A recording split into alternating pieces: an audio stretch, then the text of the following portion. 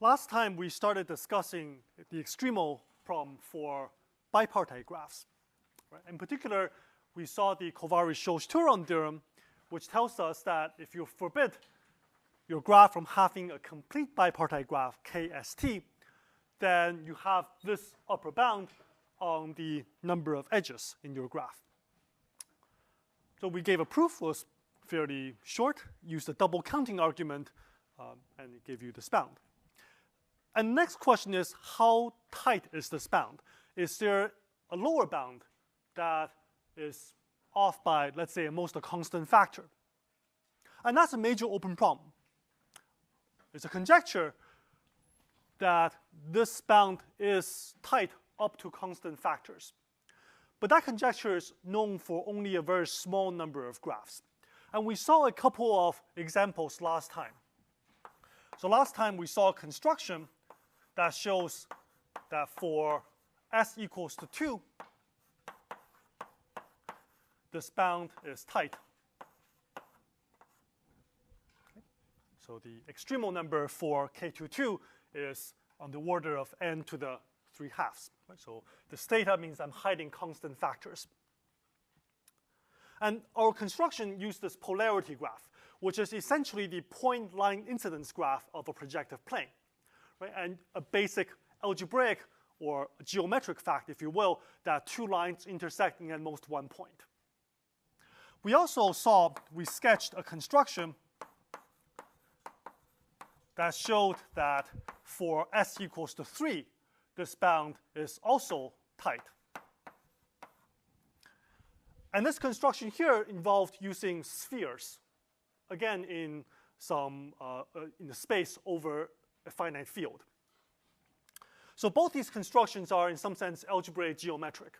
And you can ask, is there a way to extend these ideas to construct other examples of KST-free graphs with the right number of edges using some ingredients from algebraic geometry? And today I want to show you two different ways of doing that. So the state of the art, which I mentioned last time, so let me remind you what is known about constructions that achieve the right exponent up there. So in a series of 2 papers by Allon, Kolar, Ranier, and Szabo, it is shown that if the constants t and s are such that t is large enough compared to s, particularly t is bigger than s minus 1 factorial, then the extremal number for KSTs is of the order, same order as given in the upper bound of the Kovács-Sós-Turon theorem. And in particular, these range of parameters allows you to do 2, 2, 3, 3, which we already know how to do. But the next case is 4, 7. And it is still open how to do 4, 6.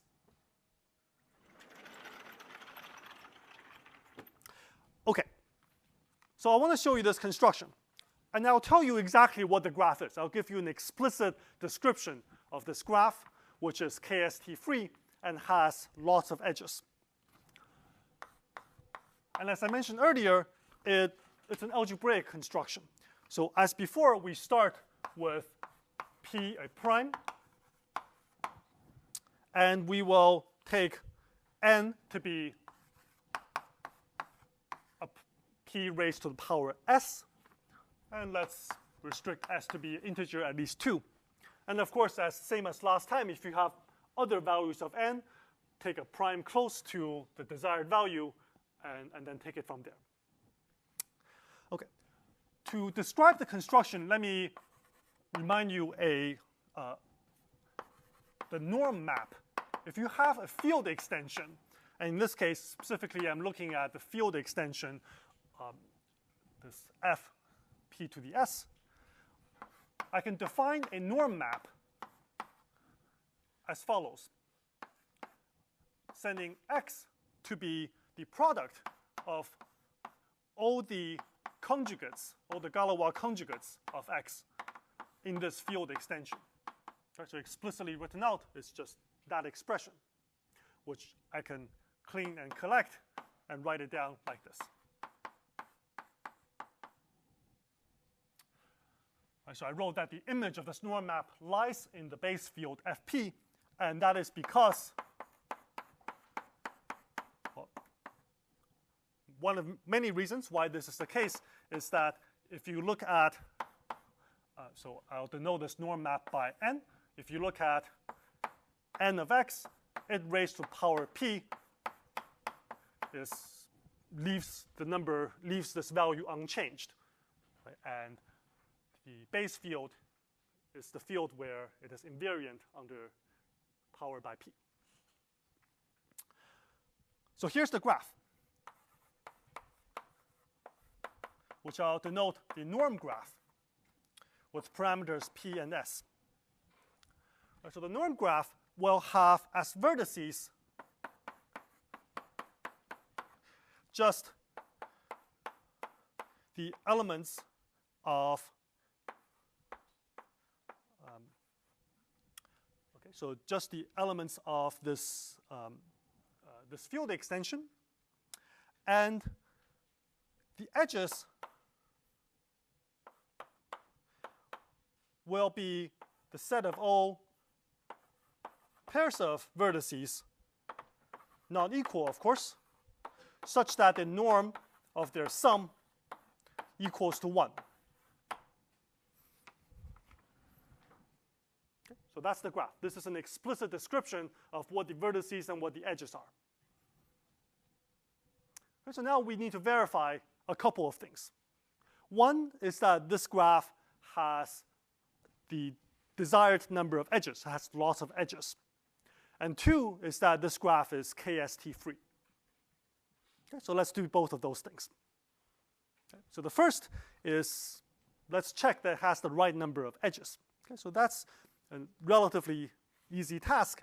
What we need to do is to count for every A how many choices of B are there, right, in this field extension, such that A plus B has norm exactly 1. And I claim that that number, well, okay, so here's a basic algebra fact, that the number of elements in this field extension with norm exactly 1 is precisely p to the s minus 1 divided by p to the s.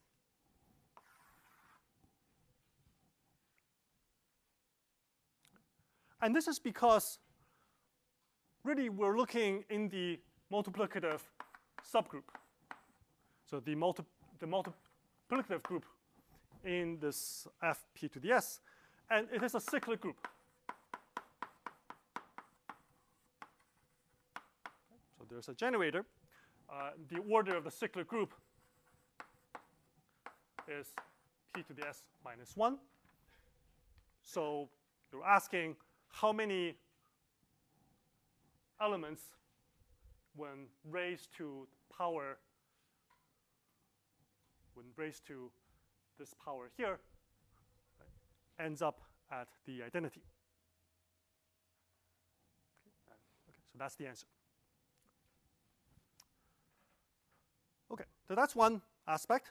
And so as a result, every vertex is adjacent to, well, how many vertices? I just need to, for every given A, I need to solve for B. And basically, there's many solutions. I have to be just slightly careful because I don't want loops in my graph. So I may need to subtract 1. So it's adjacent to at least this number up here, minus 1, to account for possible loops.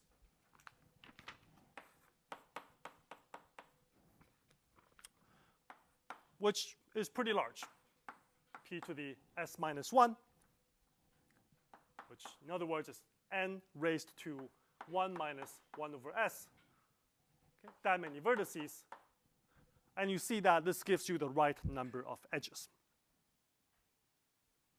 Okay. So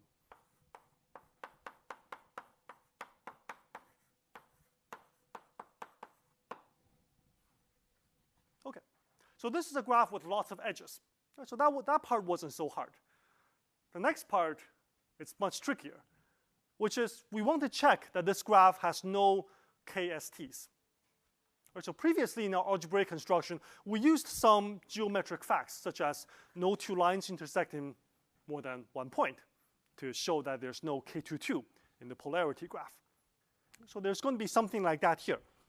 So the claim is that this construction, this norm graph,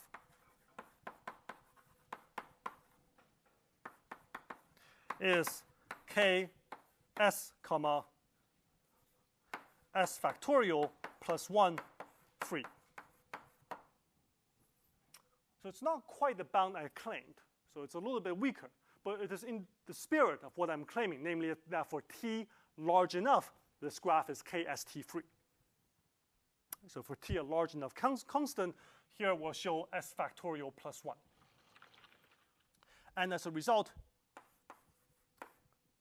it would follow that the extremal number for s sub t, well, so s sub s factorial plus 1 is at least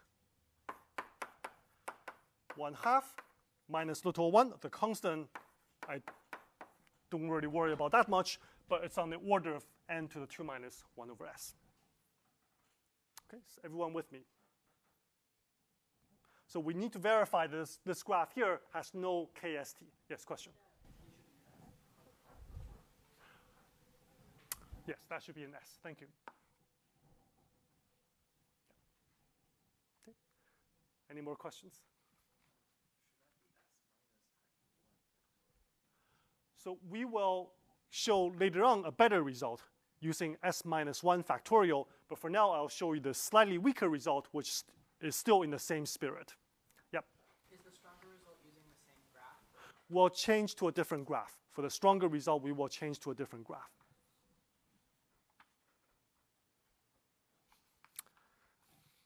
Okay, so now let's show that this graph here is KST free.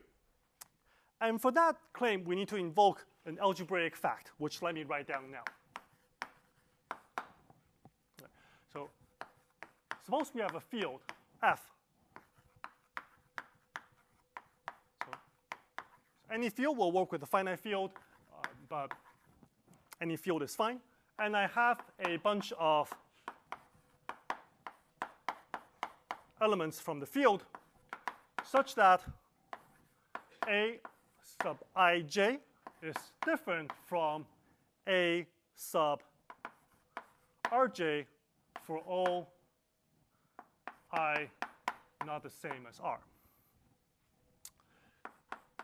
Then the system of equations, and I'll write down the system, so x minus 1, x1 minus a11, x2 minus a12, so on, xs minus a1s equals to b1. That's the first equation. Second equation, x1 minus a21. It almost looks like the usual system of linear equations, but I'm taking products.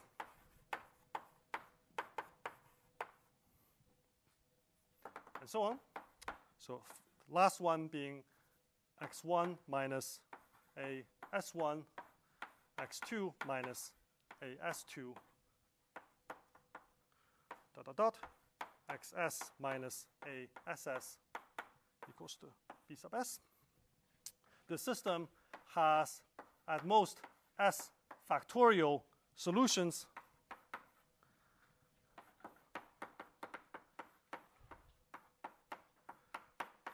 where I'm working inside this field. Okay, so that's the claim. So let me just give you some intuition for this claim.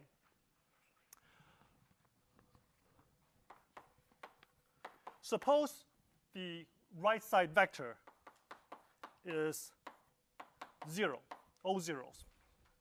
Then I claim that this is trivial. Okay, so what is it saying? I need to select x1 to be one of the a's from the first row. and x2 to be one of the a's from the second row, and so on. But each column of A is distinct. So that's the hypothesis. You have all the A's in the first column are distinct. So no two of the x's can, okay, so x, yeah. So I need to set one of the xi's to be one of the A's from the first row. But you see that you cannot set x1 to be A11 and x1 to be AS1 at the same time. So the solution just counts permutations, which is exactly S factorial.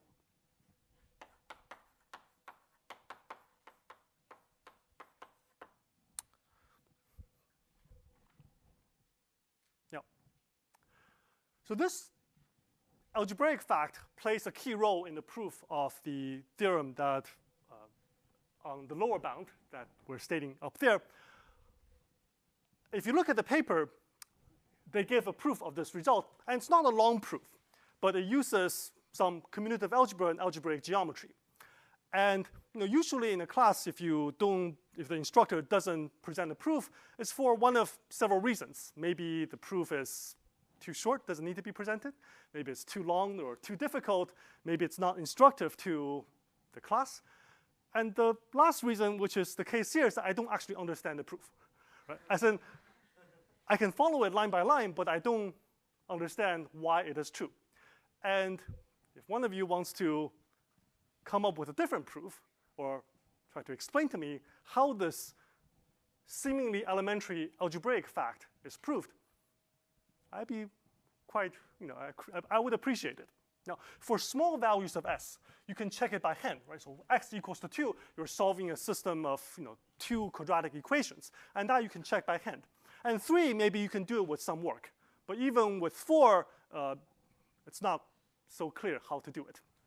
And also, well, one of the geometric intuition is that if B is O0, then you have exactly S factorial solutions. And the geometric intuition is somehow that if you move B around, then the fiber, the size of the fiber, the number of solutions X can only go down and cannot go up. And this corresponds to some algebraic geometry phenomenon. Okay? And that's all I will say about this algebraic fact, which we'll now use as a black box.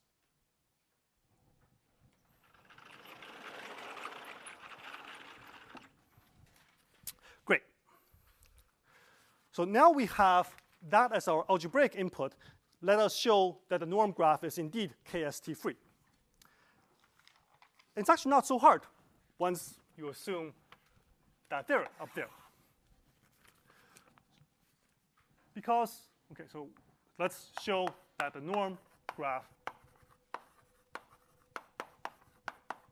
is KS, S factorial plus 1, 3. Well, if you have, so okay, what does it mean to have a KST?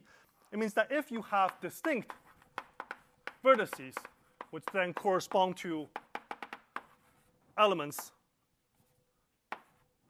S elements, Y1 through YS of this field, then the common neighbors of these elements correspond to solutions of this system of equations where I set all of these values to be 1. But I can write out exactly what these guys are because I have this form, that representation there for the norm map. So I can write it out. And now remember this fact that when you're in characteristic P, x plus y raised to power p is the same as x to the p plus y to the p in characteristic P. So I can expand the remaining parentheses like that.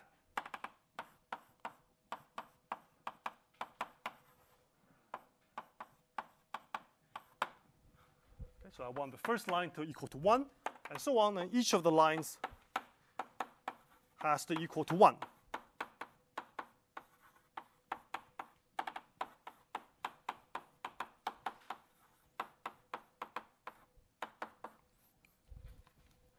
how many solutions in X does this system of equation have?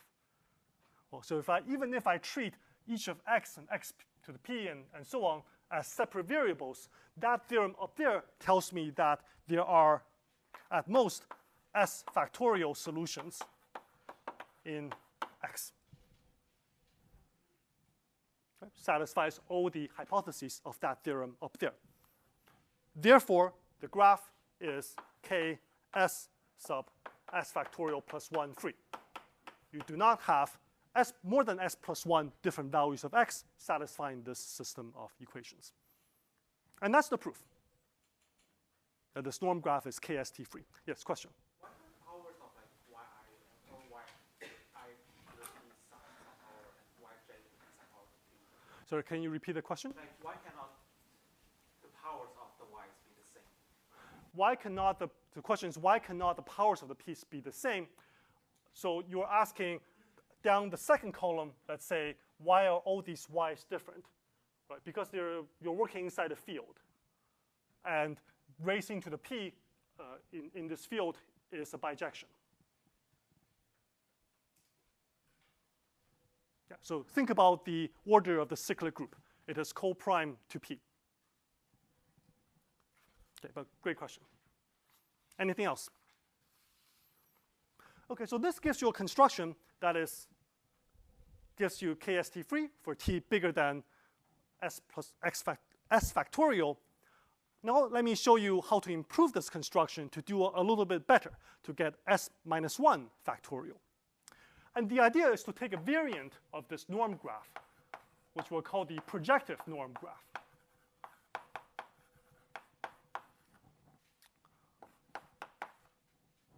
And the projective norm graph, we'll define it for s at least 3, is rather similar, but there's a twist.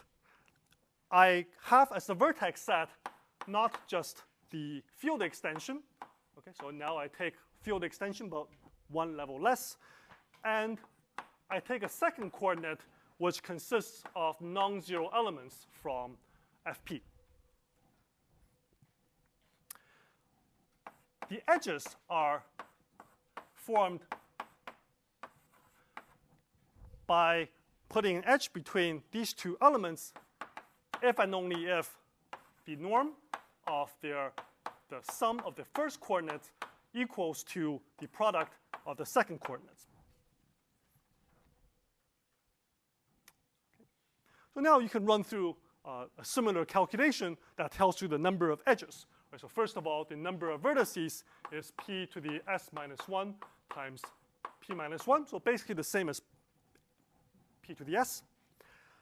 And additionally, every vertex has degree exactly p raised to s minus 1 minus 1. And the reason is that if I tell you the values of x, little x, and big Y, which cannot equal minus x, or else you will never form an edge, then they together uniquely determine little y. So for every value of big X and little x, I just need to run through all the values of big Y other than minus x. Right? So the number of edges then equals to 1/2 times the number of vertices times the degree of every vertex, which, as before, is the claimed asymptotic. And the remaining thing to show is that this projective norm graph is KST free.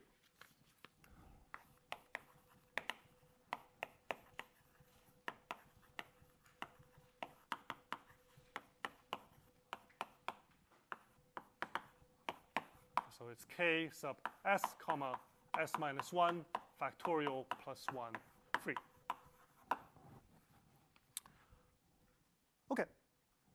It's a similar calculation as the one before, but we need to take into account the small variant in the construction. So suppose we fix S vertices labeled by these big Y, little y's.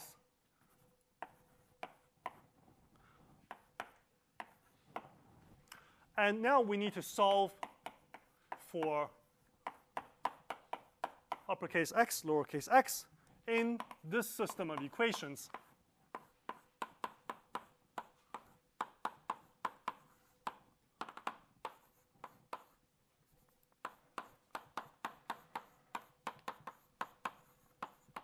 So asking how many different pairs, big X, little x, can appear as a solution to this system of equations. Well, first of all, if some pairs of the first coordinates, big I is equal to big J, then if you have a solution, then that forces little y to be the same as little j, and so the y's wouldn't have been distinct to begin with. So this is not possible. So all the big y's are distinct.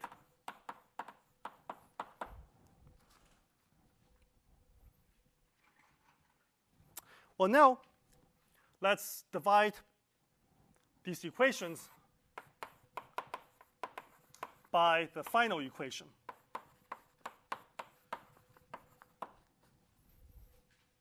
And we get that the ith equation becomes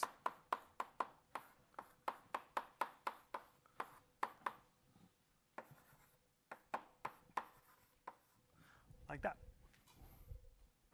which you can rewrite by dividing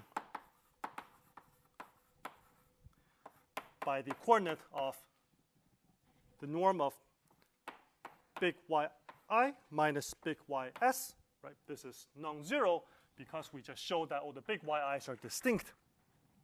If you divide by this norm here and rearrange appropriately, we find that the equations become like this.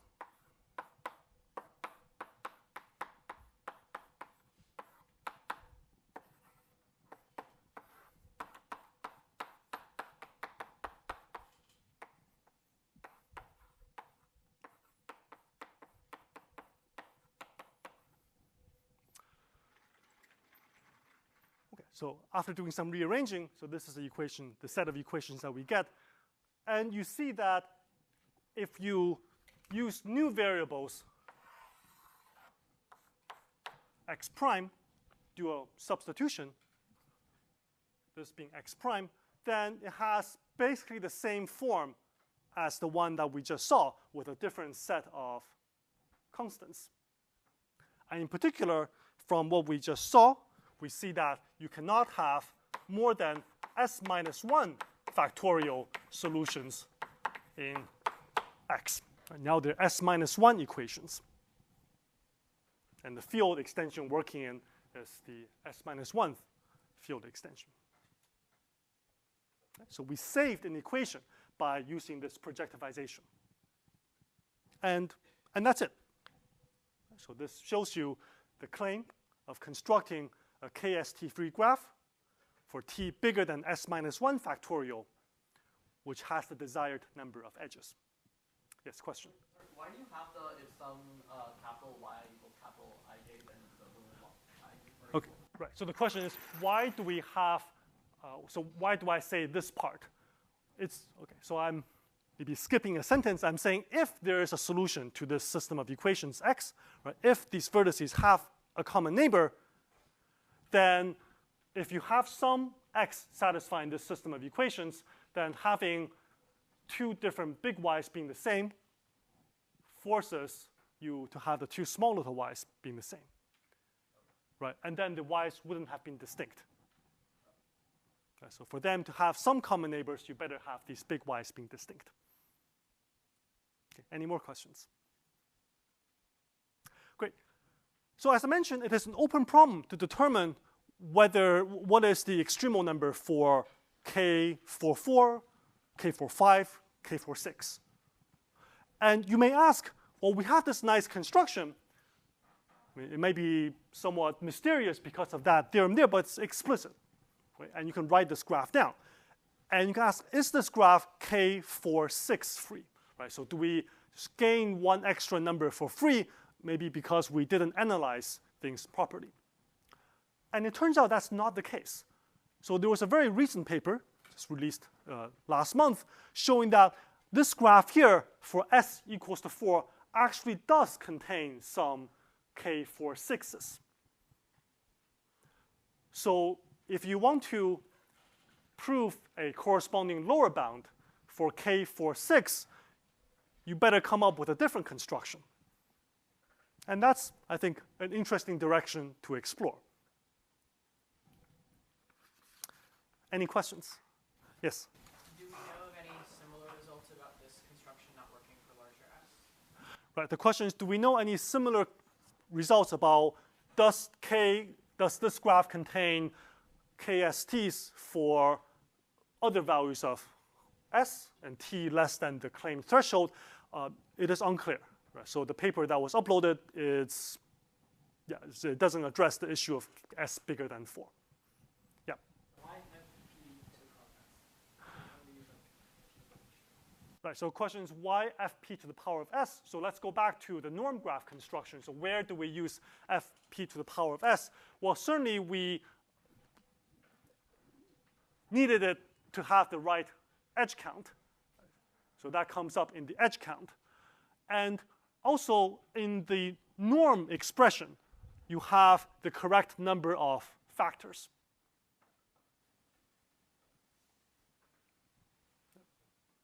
So I encourage you to try for, if you use a smaller or bigger value of s, you either don't get something which is KST free, or you have the wrong number of edges. Any more questions? So later, I will show you a different construction of KST-free graphs, again for t large compared to s, that will not do as well as this one, but it is a genuinely different construction. And it uses the idea of randomized algebraic construction, which is something that actually was only developed a few years ago. It's a very recent development.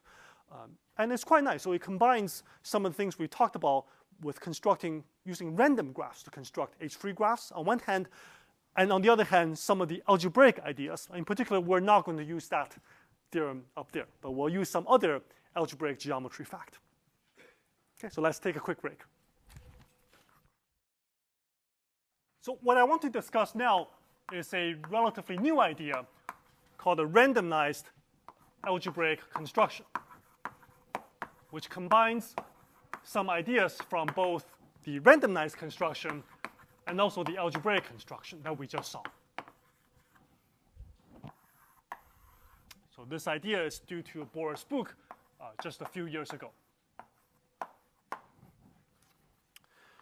And the goal is to give an alternative construction of a KST-free graph with lots of edges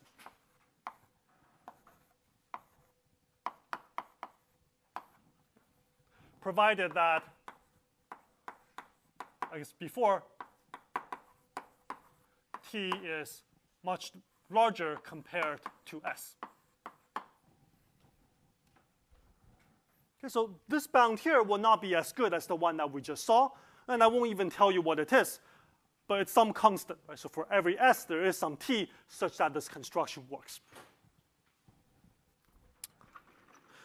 All right, as before, we working inside some finite field geometry. So let's start with q of prime power. You can think of prime if you like. It doesn't make so much difference. So we're working inside a finite field. And let's assume s is fixed and at least 4. Let me write down some parameters. Don't worry about them for now. Just think of them as sufficiently large constants. So d is this quantity here. So we'll come back to it later when it comes up. OK. So what's the idea? When we looked at the randomized construction, we took a random graph. We took an Erdős-Rényi random graph. Every edge appeared independently. And saw that it has lots of edges if you choose P property, and not so many copies of H. So you can remove all the copies of H to get a graph with lots of edges that is H-free. What we're going to do now is instead of taking the edges randomly, we're going to take a random polynomial.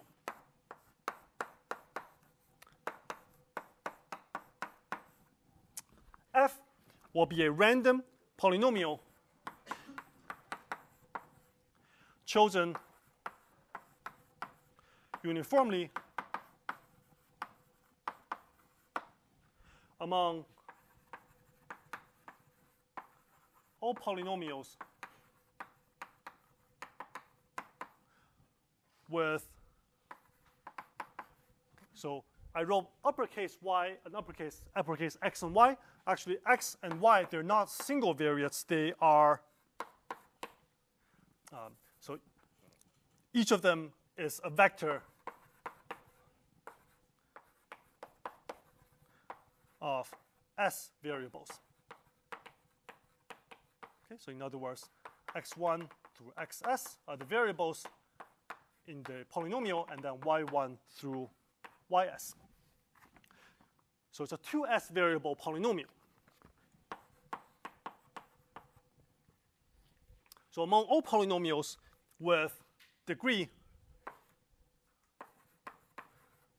at most d being the number up here, in each of x and y sets of variables. So you look at the x variables, each monomial has their exponents summed to at most d.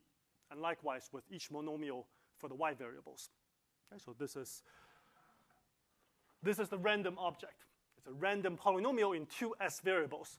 And the degree is bounded, so you only have finite number of possibilities, and I choose one of them uniformly at random.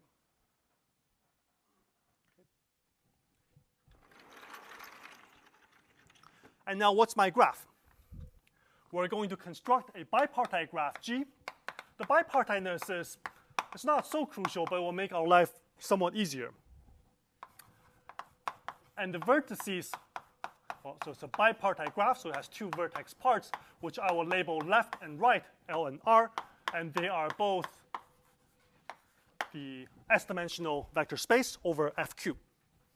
And we'll put an edge between two vertices if and only if that polynomial up there, f, evaluates to 0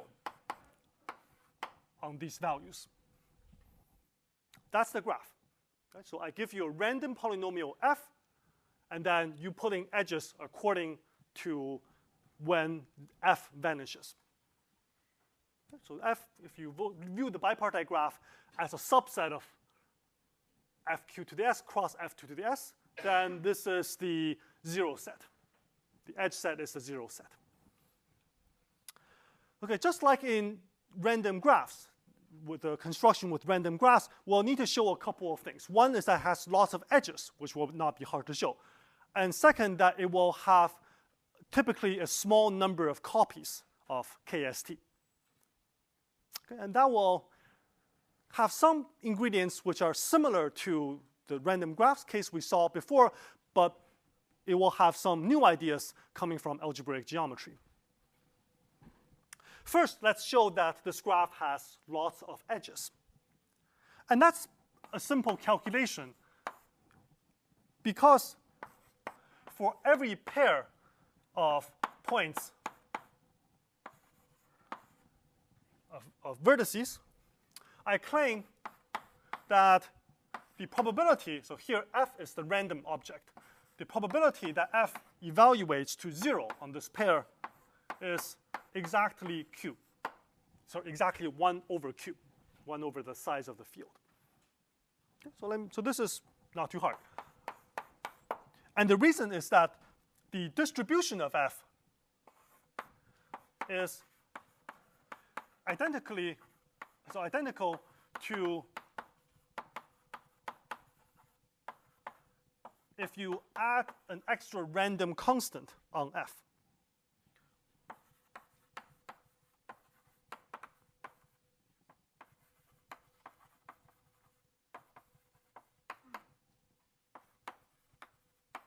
chosen uniformly at random.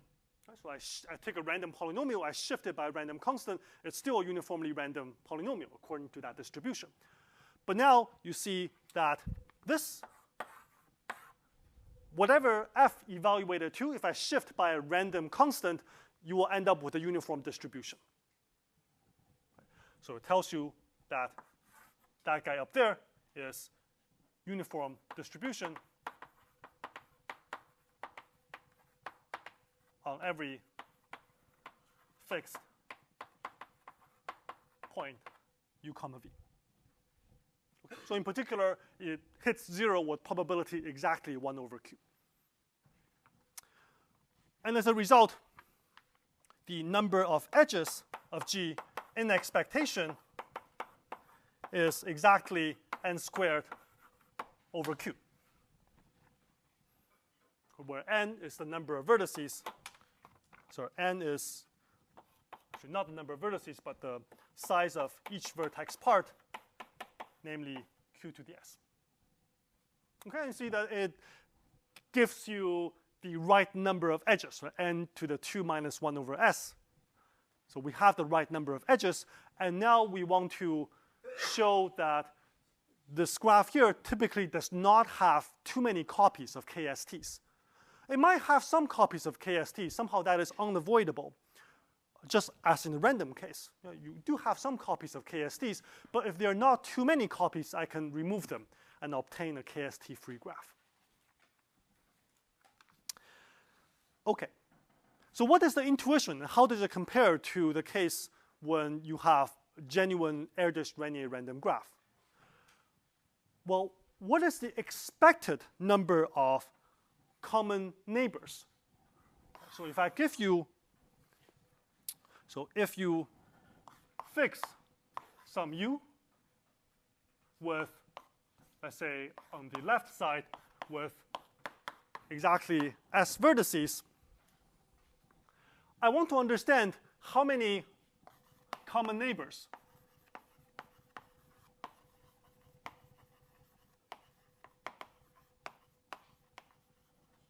does u have.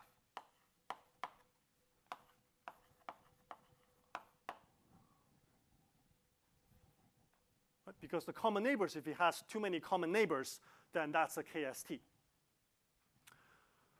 It is not too hard to calculate the expectation of this quantity, both in the random graph case as well as in this case.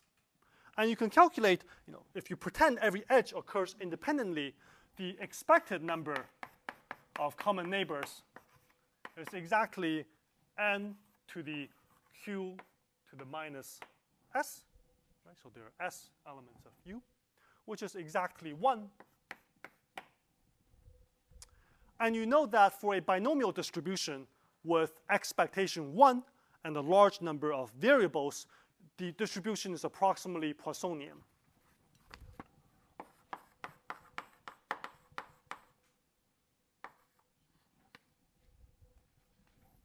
But that's in the case when it's independently distributed,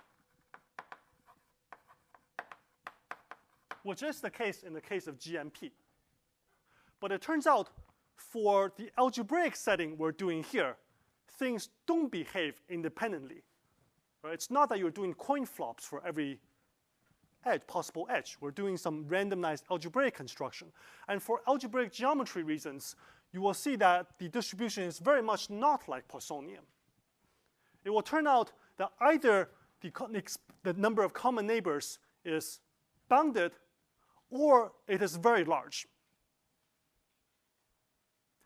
And that means that we can show, using some Markov inequality, that the probability that it is very large is quite small. So typically, it will not have many common neighbors. Okay, and that's the intuition. And so let's work out this intuition. Okay, any questions so far? All right, so how do we do this calculation? So first, let's start with something that's actually fairly elementary. So suppose you have some parameters r and s. So I think of r and s as, so I have some parameters r and s, and think of them as constants. Have some restrictions, but don't worry too much about them. Suppose I have two bounded subsets of the finite field where U has size S and V has size R. Then the claim is that the probability that F vanishes on the Cartesian product of U and V. Okay, so what do you expect it to be? So I have SR elements, and I want F, this random polynomial, to vanish on the entire product. Well, if S value behaved independently for every point, you should expect that the probability is exactly Q to the power to minus SR, and it turns out that is the case. Right, so this is true. This is an exact statement. Okay, so why is this true? And so this is, in some sense, a generalization of this claim over here. And you have to do a little bit more work, but it's not too difficult. So let's first consider this lemma in a somewhat simpler case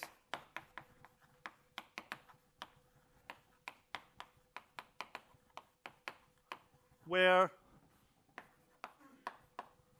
all the first coordinates of x are distinct, of U are distinct, and all the first coordinates of V are distinct. Suppose U and V have that form. So I write down the list of points for U, and first coordinates are all distinct. What I want to do is to give you a random shift, right, to do a uniform random shift. And I will shift it by a polynomial G, which is a bivariate polynomial. So these are not vectors. They're just single variables. And I look at all possible sum of monomials where the degree in I is less than S, and the degree in J is less than R. Okay. And these A's are chosen uniformly, independently at random from the ground field FQ. And as before, we see that F and F plus G have the same distribution, the same probability distribution. And so all it remains to show that is whatever F comes out to be, if I tack on this extra random G, it creates a uniform distribution on the values on the entire U cross V. But actually, see, I have SR choices exactly for these coefficients. And I have SR values that I'm trying to control. So really, it's a counting problem. And it suffices to show a bijection, namely that for every possible vector of values, there exists a choice of coefficients as above, such that G evaluates to the prescribed values with the given coefficients.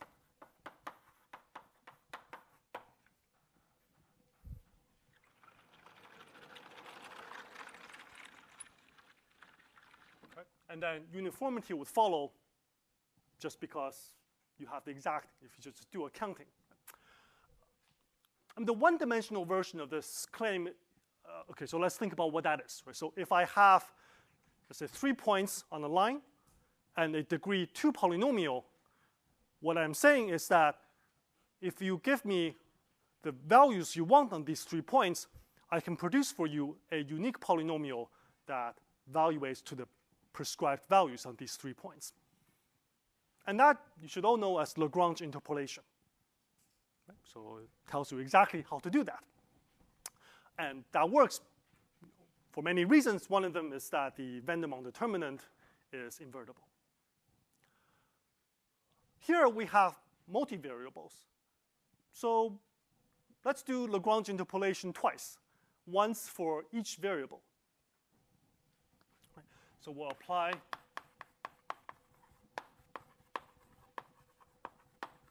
Lagrange interpolation twice. Right, so the first time, we'll see that for all values of u, there exists a single variate polynomial in the y variable with degree at most r minus 1 that evaluates to the correct values on the fixed little u.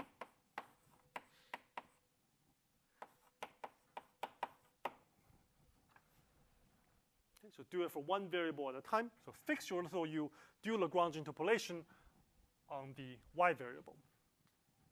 And now, once we have those things there, viewing the g that we want to find as a polynomial whose coefficients are polynomials in the x variables, but it itself is a polynomial in the y variable,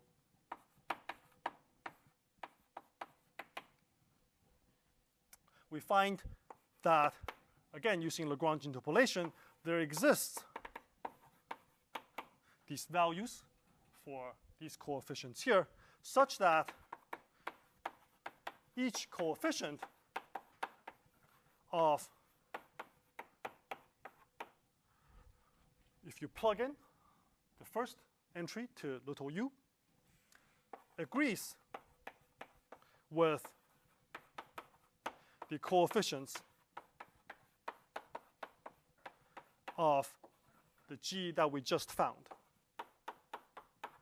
And that should be the case for every little u. Okay? So once you find these polynomials, and now you have a bona fide polynomial in G. And that's the claim above. Okay? So using Lagrange interpolation twice, once for each variable. Okay, so this is, if you're confused, just think about it. There's nothing deep here. So that finishes the claim in the case when the first coordinates are all distinct, right? So we use that fact crucially in doing this Lagrange interpolation. Now for general u and v, where we don't have this assumption of having distinct first coordinates, well, let's make them to have distinct first coordinates by considering a random linear transformation, so using a probabilistic method. So randomly, so we suffices to find invertible linear maps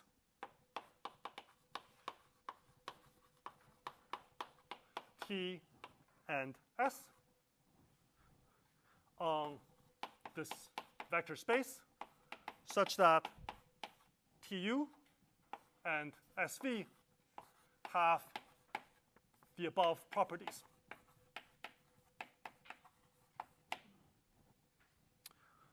So let me show you how to do it for U. So I need to find you an invertible linear transformation T. Well, it's just the first coordinate that matters. So it suffices to find just a linear map corresponding to the first coordinate.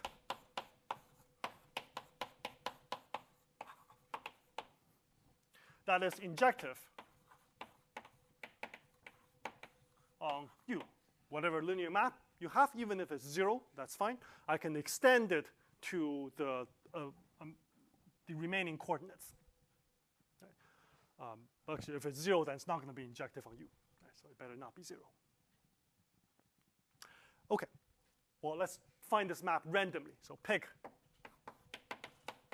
T uniformly random among all linear maps.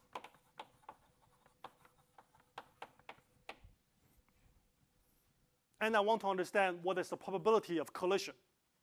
Bad event if two elements of U end up getting mapped to the same point.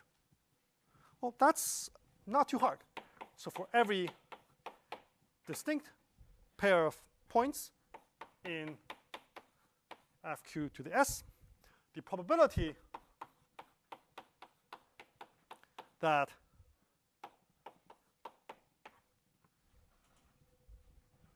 so the probability that they collide, so you should think about why this is true, is exactly 1 over S, 1 over Q.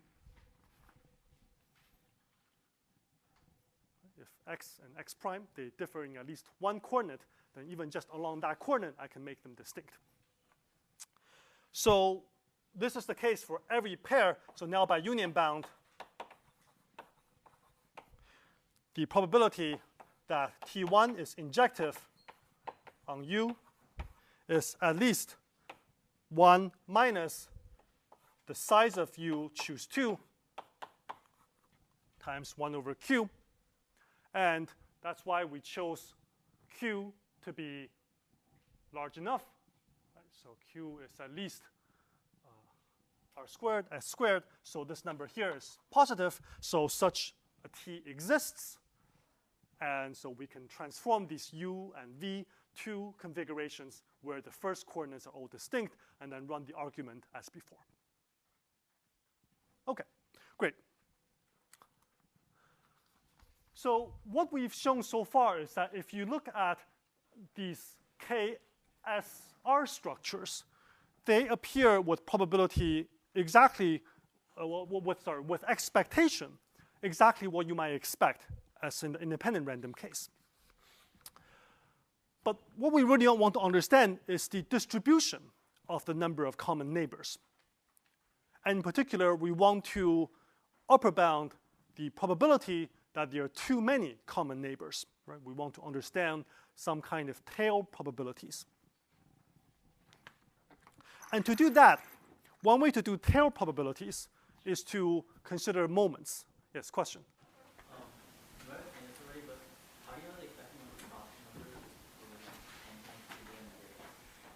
Sorry, can you repeat the question? So, how do you have like the equality right before the lemma? Question: how do I have the equality right before the lemma? So right there, I'm actually saying for the Erdős-Rényi random graphs case, that's the case, right? In Erdős-Rényi random graph, each edge, if you have the same edge probability, is 1 over Q, and then that's the number of common neighbors you would expect. Yeah, so that's a heuristic for the Erdős-Rényi random graph case. Okay, so now let's try to understand the distribution of the number of common neighbors. So let's fix a U subset of Fp to the S with exactly S elements. And I want to understand how many common neighbors it has. So let's consider the number of common neighbors of U and the dth moment of this random variable. Okay, so this is a common way to do upper tail bounds. And one way to analyze such moments is to decompose this count as a sum of indicator random variables. So let me write I of V to be the quantity which is 1 if F of UV is 0 for all little u and big U. In other words, it's a common neighbor. Right? It's 1 if V is a common neighbor for U, and 0 otherwise. So then the number of common neighbors would simply be the sum of this indicator as V ranges over the entire vertex set. And I can expand the sum. Again, all of these are standard things to do when you're trying to calculate moments.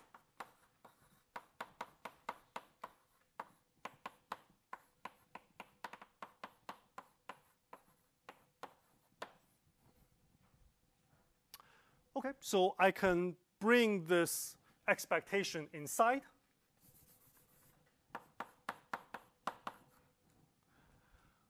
And try to understand what is the expectation of this object inside. Well, if all the v's are distinct, then this is simply the expected number of k s d's. Right? But the v's might not be distinct, so we need to be a little bit careful. But that's not too hard to handle. So let me write m sub r to be the number of surjective functions from D element set to an R element set, and m to be the sum of these m sub r's for R up to D. Then let's consider how many distinct V values are there. If there are distinct V values, then they take on that many possible values, and mr for the number of surjections, and for each possible r, the exact number for the exact value of this expectation is q to the minus rs, and that's exactly what we showed. Right, so this comes from the lemma just now. But we chose, I mean, look, this is that binomial coefficient, and you have this number here, so they multiply to a most 1. So we have this number, this quantity there, which I think of as a constant. Right? So this is a constant. Right? So the dth moment is bounded. Okay. And one way to get tail bounds, once you have the moments, is that we can use Markov's inequality, tell us that the number of common neighbors of U, the probability that U has too many common neighbors, more than lambda common neighbors. Well, I can rewrite this inequality here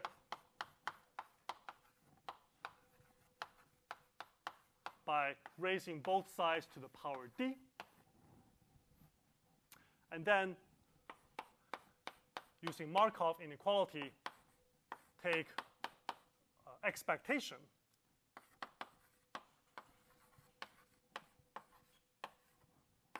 divide like that. Okay, so all of these are standard techniques for upper tail estimation. You want to understand the upper tail of some random variable, understand its moments, and use Markov on its moments. But now we know we have some bound for the dth moment, right? Which is m, as we just showed. So there is this bound here. Now, so far, you can run the same argument in the random graphs case, and you wouldn't really do much different. I mean, everything's more or less the same, what I've said so far, although we had to do a special calculation algebraically that didn't really make sense. I mean, that you have to show some kind of near independence. Question?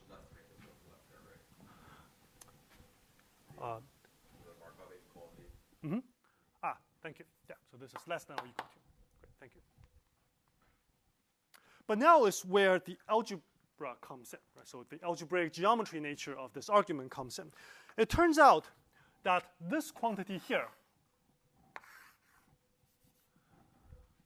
previously we said, at least heuristically, in the random graphs case, it behaves like a Poisson random variable. Right? So it's fairly uniform in a Poisson sense. It turns out, because of the algebraic nature of the construction, this random variable behaves nothing like a Poisson. So it turns out it is highly constrained.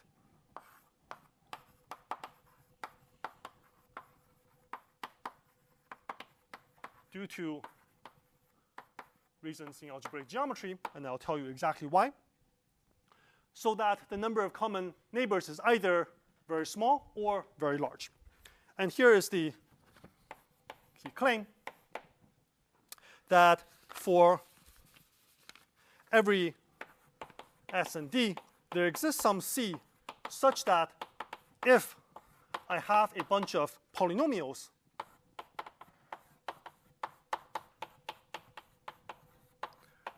on fq to the s of degree O at most D, then if you look at the number of zeros, common zeros,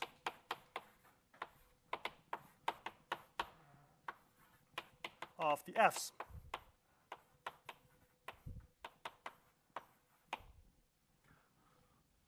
okay, so how many common zeros can it have? It turns out it cannot just be some arbitrary number. So this set has size either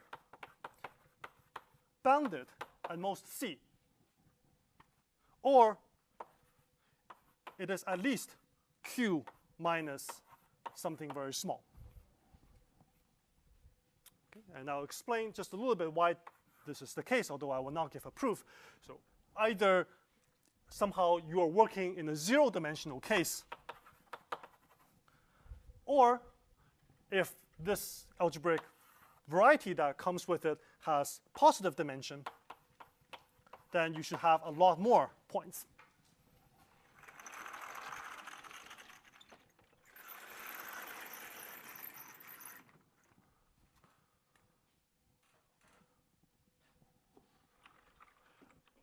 And the reason for this dichotomy has to do with how many points are there on an algebraic variety over a finite field.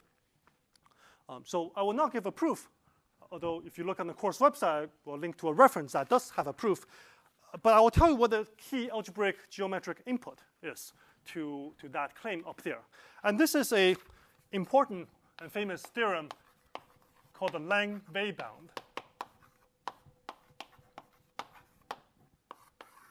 Okay, so the Lang-Wei bound tells you that if you have an algebraic variety, V, and for now, it is important in order to say this property to work in the algebraic closure. So F Q bar, that's the algebraic closure.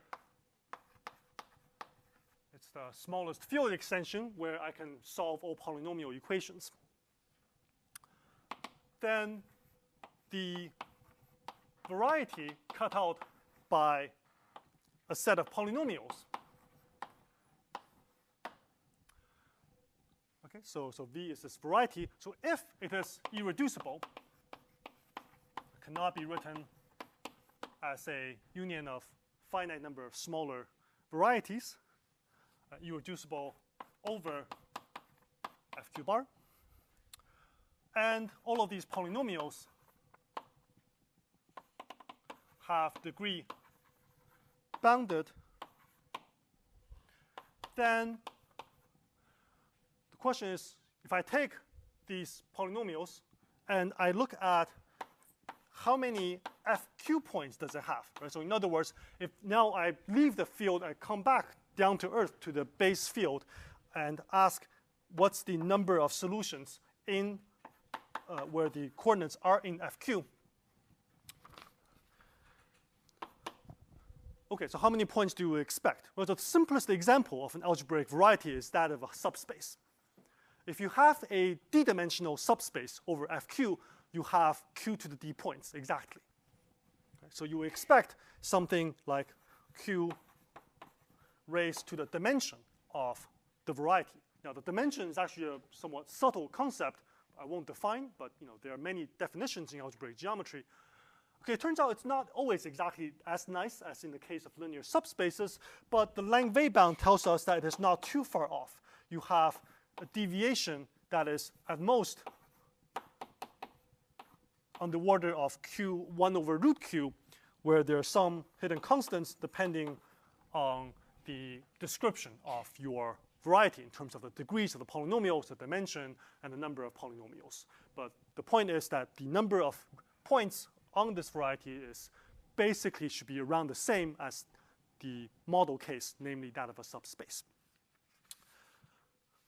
And that brings us some intuition to why this lemma is true. Right? So you have those polynomials up there. So there are some subtle points one needs to verify about irreducibility. But the punchline is that either you are in the zero-dimensional case, in which case you have something like Bezout's theorem that tells you that the number of solutions is bounded, or you are in the positive dimensional case, in which case the Lang-Wei theorem tells you you must have lots of solutions. And there's no middle ground. And now we're ready to finish off Bour's construction.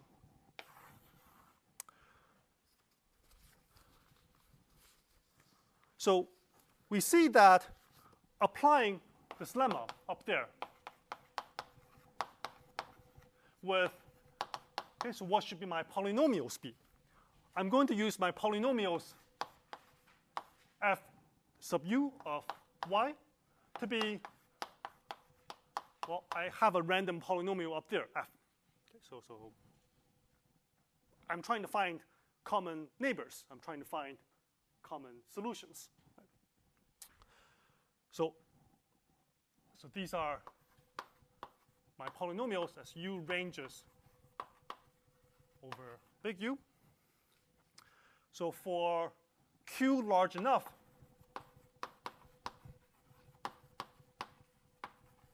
we find that the number of common neighbors of U, the probability that it is bigger than C, where C is supplied by that lemma, is equal to the probability that the number of common neighbors of U exceeds, let's say, Q over 2, where Q over 2 is this quantity rounded, smaller than that quantity up there. Right, so if it has more than C solutions, then automatically has lots of solutions. And now we can apply the Markov inequality up there, the tail bound on the moments, to deduce that this probability is at most m divided by Q over 2 raised to the power d. And the moral of it is that we should have a very small number. This should occur with very small probability. So let's call U, being a subset of V, bad if U has R elements. U is contained entirely on the left side or the right side of the original bipartition. And most importantly, U has a lot, namely more than C, common neighbors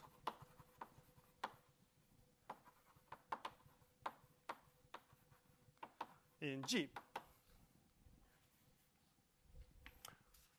Okay, so how many bad sets do we expect? Basically, a very small number. So the number of bad sets, bad U's, is upper bounded by, well, for each choice of S elements, the probability that something is bad is this quantity up here, which we chose D to be a large enough constant depending on S. If you look at the choice of D from up there, see that this quantity here is quite a bit smaller than the number of vertices.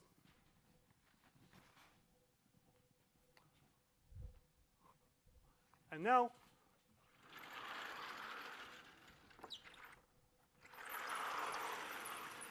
the last step is the same as our randomized construction using Erdős-Rényi random graphs, where we remove, well, it's almost the same, but now we remove one vertex from every bad set.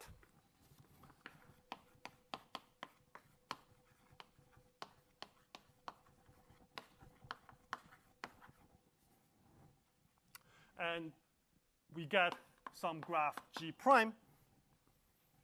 And we just need to check that G prime has lots of edges, right? We now got rid of all the bad sets. So G prime is now K sub S C plus 1 free. We got rid of all possibilities for S points having more than C common neighbors. Now we just need to check that G prime has lots of edges. Well, the expected number of edges in G prime is at least we removed one vertex for every bad U, and each bad U carries with it at most n edges, because there are only n edges on each side of the bipartition.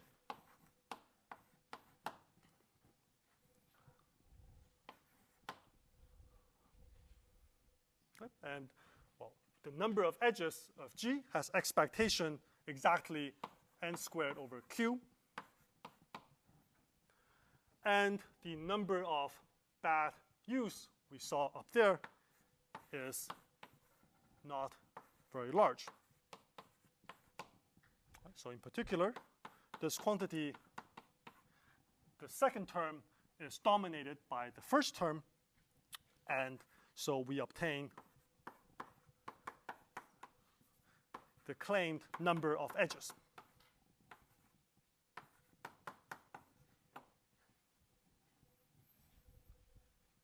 Also, the graph has at most 2n vertices. We may have gotten rid of some, but actually fewer vertices the better. It has at most 2n vertices, and it is K sub S. So it's KST free for T large enough. Okay. So this gives you another construction of KST free graphs. And so today we saw two different constructions of KST free graphs for constants S and T, but in both cases T is substantially larger than S. But the most important thing is that they both match the Kováry-Sós-Turan bound. Right? So it gives you some evidence that maybe the Kováry-Sós-Turan conjecture, the theorem is tight up to almost a constant factor, although that is a major open problem. And it remains a very difficult, it seems, open problem, but one that is of central importance in extremal graph theory, to try to come up perhaps with other constructions that can do better. Maybe they will have some algebraic input, but maybe they will have some input from other ideas. We do not know. Question? So is this Q defined? I remember Q is a prime power, but it didn't say anything else. The question is Q defined? So we, just like in the proofs of polarity graphs and whatnot, so you have some n, you round it down to the nearest prime power. So S is a constant. So n is basically Q to the S. So take large n, round it down to the nearest prime power. Q could be a prime, for instance. Could be a prime power. Think Q to be a prime. So I'm saying for every Q, there is a construction. And for every n, you can take, round down to the nearest Q to the S, and then run this construction. Okay. Any more questions? Great. So next time, I will begin by telling you a few more things about why people really liked this construction, and some conjectures that were solved using this idea, and some conjectures that still remain open along the same lines. And we'll also go beyond KST, right? So other bipartite graphs, and show you how to do upper bounds for those bipartite graphs.